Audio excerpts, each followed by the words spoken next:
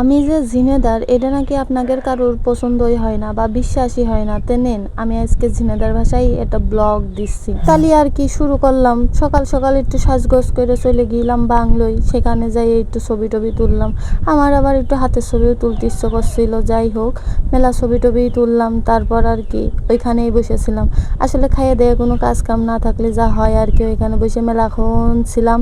তারপর ওইখান থেকে আবার শহীদ মিনারেও গেলাম। হ্যাঁ, যারা এই যে আমার কয় আপনি ঝিনাইদহে কোন জায়গায় বাড়ি, কোন জায়গায় বাড়ি, ভাই গ্রামের নামটা না বললে কি হয়?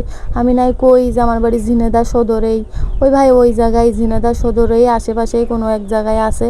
একদিন বলবানে আমার বাড়ি, আপনাকে সবার দাওয়াত দিবানে, তখন যাই এনেন। আমার ভাই খুব একটা বড় ব্লগ ভিডিও করা হয় না, তা ছিল সেইটাই আর কি সব একসাথে করে করে আমার আর কি ঝিনেদার ভাষা দিচ্ছে। আর এই যে ঝিনেদার মূল প্রাণ যেইটে বলা হয় আর কি পায়রা চত্বর, এটা থেকে বুঝতে পারতেছেন তো এটা কোন জায়গা? আর না বুঝলে আমি তাও করছি, এটা ঝিনেদার পায়রা চত্বর, বুঝেছেন?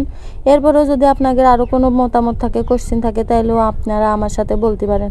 আমি আবার এইসব বিষয়ে কোনো কিছু মনে করি না। কেউ যদি না জানে তাহলে তো জিজ্ঞাসা করতেই পারে ভাই। আর আমার ঝিনেদা ভাষায় ব্লগ আপনাদের কাছে কিরকম লেগেছে সেটাও একটু কবেন। আর যদি আমাদের এই আঞ্চলিক ভাষা আপনাদের পছন্দ হয় তাও কবেন, তাইলে আমি এরপরের থেকে আমাদের ঝিনেদার ভাষায় এরপর ব্লগ ভিডিও করে করে দিবানে। যাই হোক, এই ছিল আমাদের ব্লগ ভিডিও ঝিনেদার ভাষার। তো যার যার পছন্দ হবে তারা কমেন্ট করবেন, তাহলে এরপরে আমি আরও এই রকম ভাষায় ব্লগ দিবানে। তো যাই হোক, আল্লাহ হাফেজ, ভালো থাকবেন, সুস্থ থাকবেন।